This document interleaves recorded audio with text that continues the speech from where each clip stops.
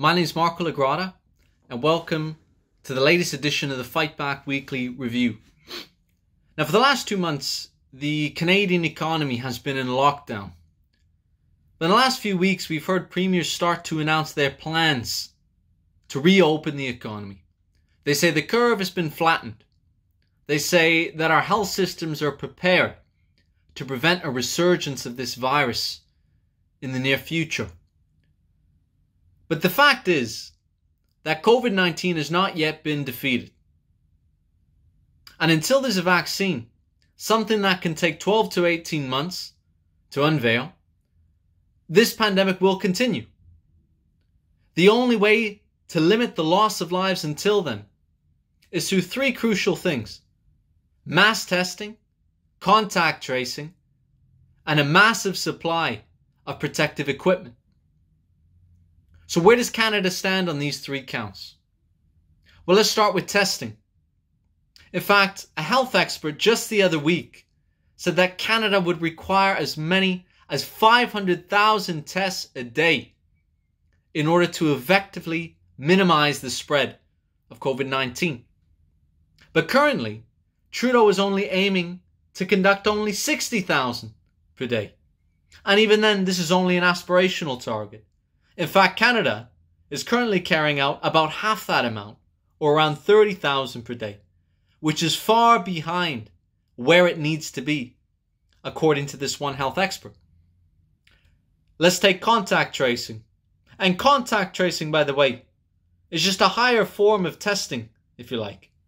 A way of identifying people who may have the virus before it begins to show symptoms in their body. This requires people identifying carriers of the virus and then carefully identifying all of their close contacts and then directing those people to isolate. But to do this effectively requires thousands of people to play the role of contact tracers.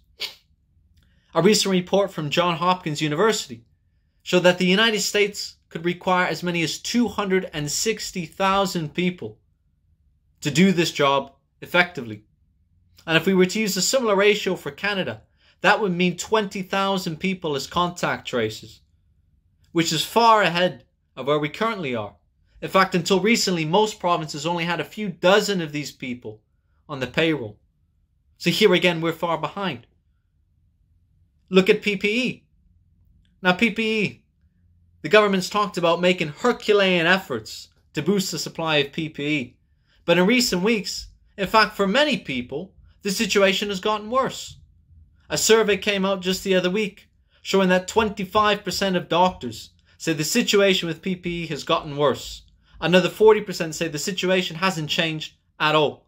And of course, it's not surprising. We hear the stories about care workers in the long-term care homes not having equipment, having to reuse equipment, and falling victim to the virus.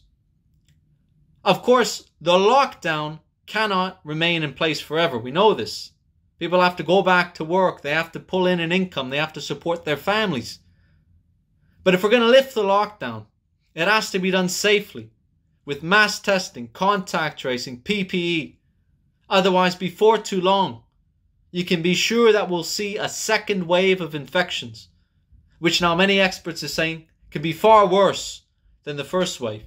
Hundreds, if not thousands more dead if it's not done properly, if it's not done safely. So then if Canada is so far behind, why then are they reopening the economy now? We have to ask. And of course, there's a simple answer to that question.